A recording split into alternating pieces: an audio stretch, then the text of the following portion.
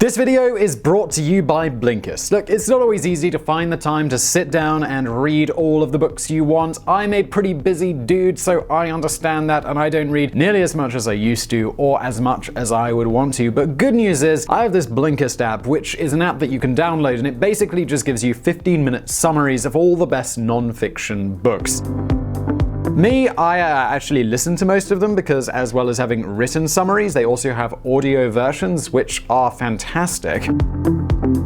I basically just listen to these in the moments in the day when I'm like, commuting to work or doing the dishes, stuff like that is when I grab a listen to a quick clip from Blinkist. 8 million people currently using this app, and it really does provide the best insights from thousands of books. On here right now, I've just been going through, again, Stephen R. Covey's The 7 Habits of Highly Effective People. I actually read the book a while ago, been using Blinkist to get up to date on it. I've also got coming up, which I haven't read either of these, but I'm looking forward to. The Blinks is James Donovan's Shoot for the Moon, and Gabrielle Weinberg and Lauren McCann's Super Thinking. So I'm going to be checking those out. Check out The 7 Habits, that's a great one.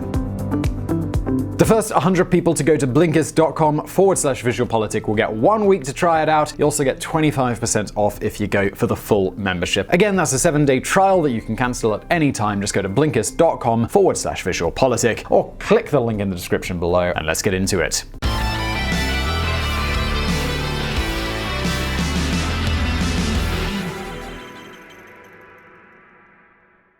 On paper, they should be great allies, something like Batman and Robin or Frodo and Sam, but of international politics.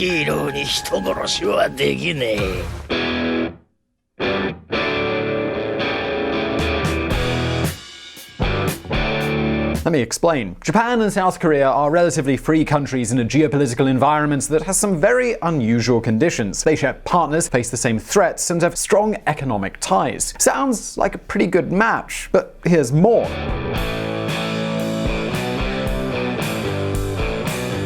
We're talking about two countries that have the same strategic ally, the United States, which currently has a total of 80,000 soldiers deployed in Japan and Korea, virtually the full army.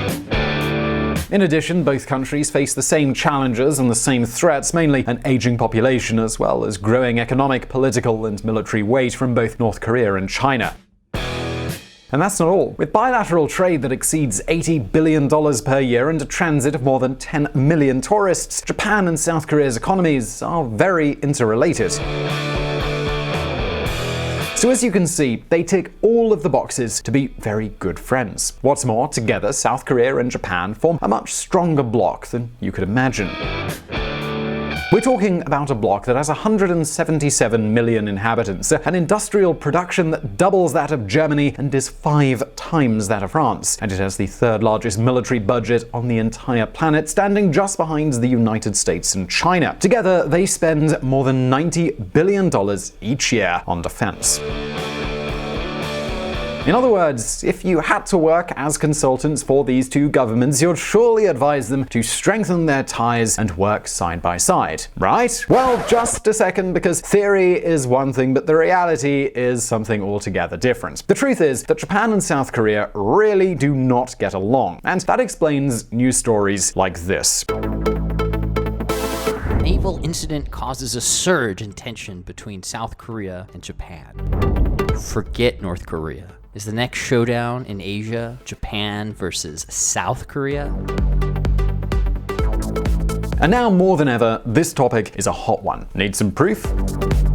Well, check this out. According to a study conducted in July of 2019, no less than 74% of Japanese people reported a distrust of South Koreans. And apparently, the feeling is mutual. 75% of South Koreans distrust the Japanese. But, of course, it doesn't end there. At the beginning of July 2019, the Japanese government unleashed a sort of trade war against South Korea. More specifically, it restricted the exports of 3 key products to South Korean industry: fluorinated polyamide, hydrogen fluoride, and photoprotectors. Okay, so you might never have heard of these things, but we're talking about 3 chemicals that are essential for manufacturing things such as semiconductors and smartphone screens. And these are 2 components of which South Korea is one of the largest manufacturers and exporters on the planet. In fact, we could say that semiconductors are something like South Korea's oil. South Korea is the world leader when it comes to chip making, and Japan is a world leader in the manufacturing of key materials for chip making. An Ki-hyun, vice president of the Korea Semiconductor Industry Association. And no, it doesn't end there either. At the beginning of August, Japan announced new restrictions, which may not be the last. But before we continue, I think we need to ask ourselves some questions. What exactly is going on? Why did Japan unleash such a conflict with one of its biggest trading partners? And what consequences could it have?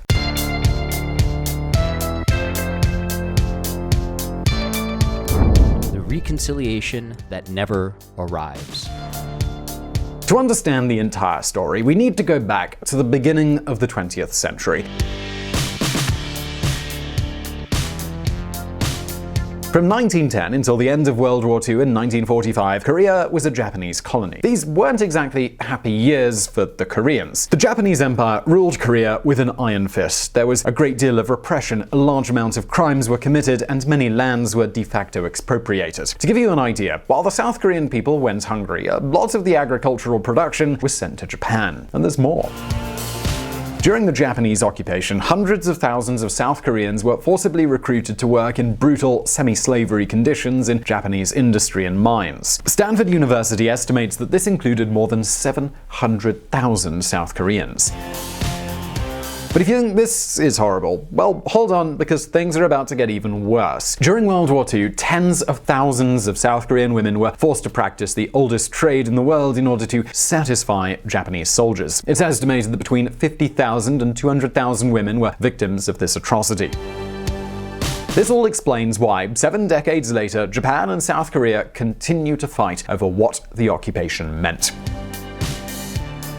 A local government near Seoul is calling for all Japanese-made school products to be affixed with a sticker saying they were made by, quote, war criminals. Of course, since South Korea regained its independence in 1945, there have been several attempts to reconcile and turn the page. The two most important ones happened in 1965 and 2015, and both had the same result.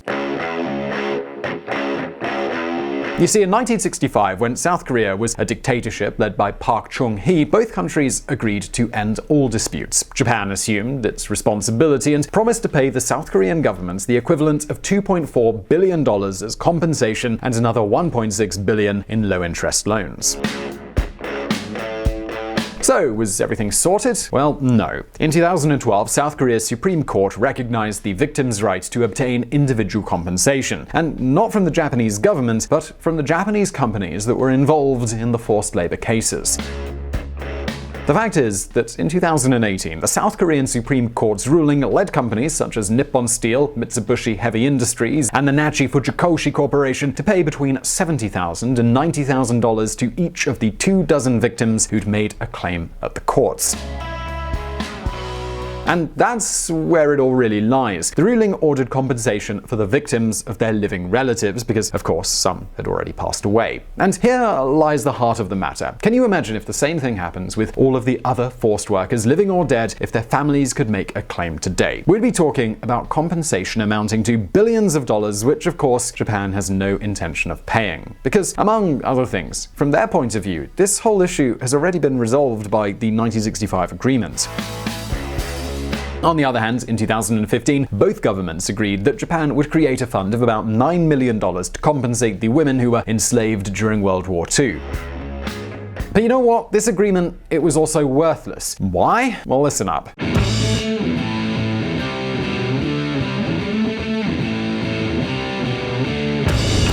The bigger fire strategy. The South Korean economy is not going so great right now. We've talked about it here on VisualPolitik previously, and I'll leave a link to that video in the description. Since Moon Jae-in came to power, things have been unraveling almost as fast as Snapchat photos disappear. And of course, the president's own popularity has followed closely behind the economy.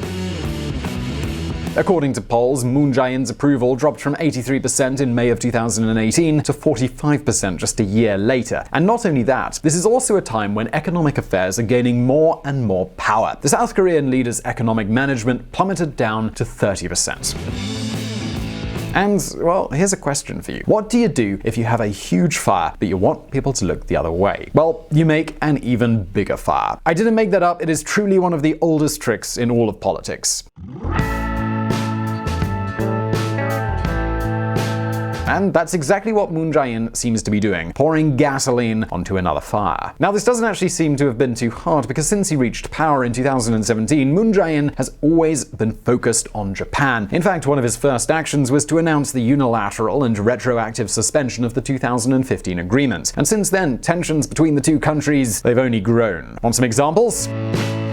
Well, check this out. In the last year, we've witnessed increasingly controversial and almost provocative political statements from the South Korean government against Japan. Further, South Korean intelligence has stopped sharing the information it has with Japan. In December 2018, according to Japanese sources, a South Korean frigate set its shooting radar on a Japanese plane. Shortly after, Seoul prevented Japanese Defense Force ships from using its ports. And even as recently as the beginning of 2019, we've seen a boycott on the purchase of Japanese products, which was instigated by the South Korean government itself. So if what he's looking for is a fight, the South Korean president couldn't be doing a better job. Bilateral relationship right now is about as bad as it has ever been, and it is continuing to deteriorate. An Yin-hae, professor of international relations at Korea University. The point is that Moon Jae-in didn't think that Japan would respond with such strength. Or maybe he did.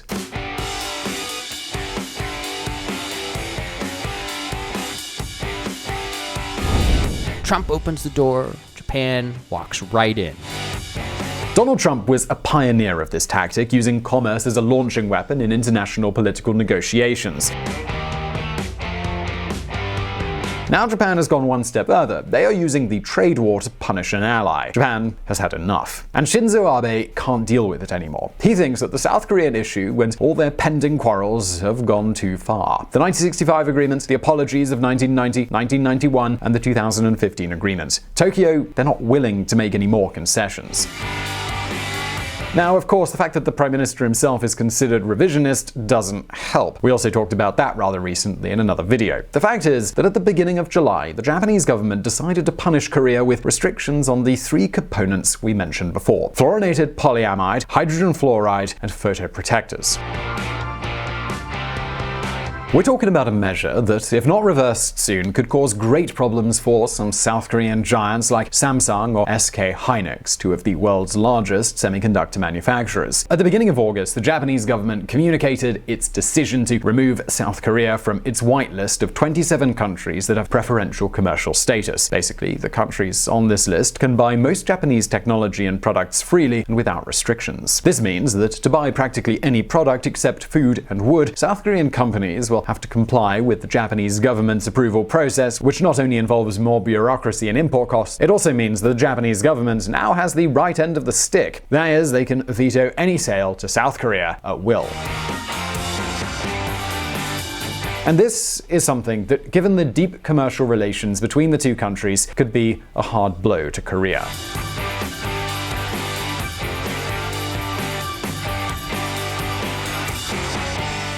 And not only for Korea, but also for Japan, which has a trade surplus with its neighbor of more than $20 billion.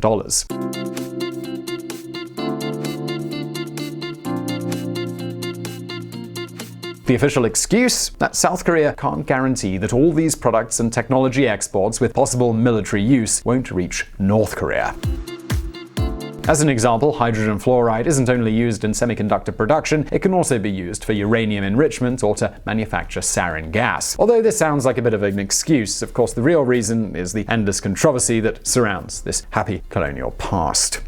Japanese accusations are very serious. They have not provided evidence of any collusion between South Korea and North Korea so far. Céline Pahon, a Japan expert at the French Institute for International Relations.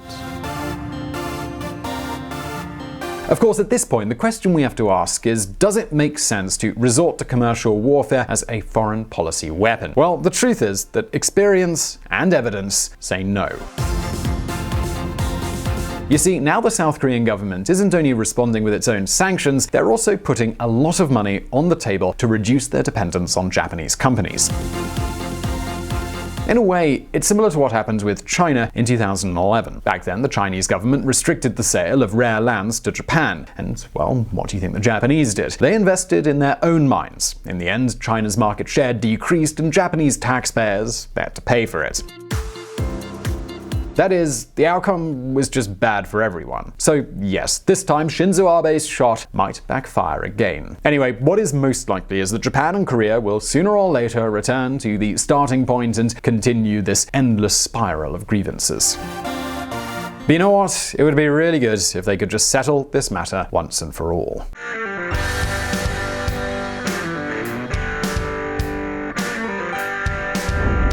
The BLOC.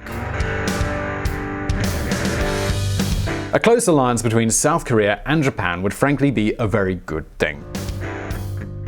They would form an economic and political bloc with a great deal of influence. For example, they'd have free trade with China, which Japan and South Korea are jointly negotiating. Progress has slowed down now with Moon Jae-in, but once it is settled, it will create an even wider area for trade. This would be great for everyone. On a political level, they'd become a beacon in an area of the world that is full of dictatorships, and at a military level, they'd be able to offset China's weight. But of course, to achieve all this, it's absolutely necessary that both governments reach an agreement to once and for all leave the past behind and focus on the future. So I really hope you enjoyed this video. Please do smash that like button if you did, and don't forget to subscribe for brand new videos. Also, please do check out our friends at the Reconsider Media podcast who provided the vocals in this episode that were not mine. This channel is also possible because of Patreon, and our patrons on that platform, please consider joining them and supporting our mission of providing independent political coverage. And as always, I'll see you in the next video.